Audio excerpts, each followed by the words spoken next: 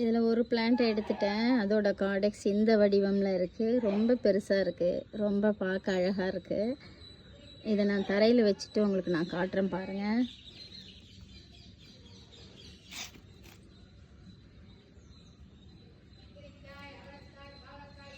இப்போ நம்ம அடுத்த பிளான்ட் எடுத்துகிட்டு உங்களுக்கு நான் காட்டுறேன். செகண்ட் பிளான்ட்டு இந்த பூ தான் வந்திருந்தது. அதோட கார்டெக்ஸு இப்படி இருக்குது. ரொம்ப பெரிய கார்டெக்ஸ். மண்ணெல்லாம் ரிமூவ் பண்ணிவிட்டு பார்த்தோன்னா அதோட ஷேப் தெரியும். 4 பிளான்ட்டில் இந்த பிளான்ட்டு தான் பயங்கர பெருசாக இருக்குது. இது என்னால் கையில் தூக்கவே முடியல, அந்தளவுக்கு பெருசாக இருக்குது. நான் தரையில் வச்சுட்டு இப்போ நான் உங்கள்கிட்ட காட்டுறேன். இந்த பிளான்ட்டு தான் ரொம்ப பெருசாக இருக்குது. 4மே ஒரே டைமில் வச்சே தான். இதுதான் ரொம்ப பெருசு. என்னால் அதை ஒரு கையில் ஹேண்டில் பண்ண முடியல.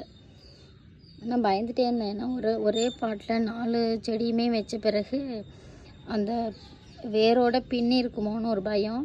அப்படிலாம் இல்லை, ஓகே தான். கடைசியாக இந்த பிளான்ட்டை தான் நான் இப்போ எடுக்க போகிறோம். இதுவும் சரியான பெருசில் இருக்குது.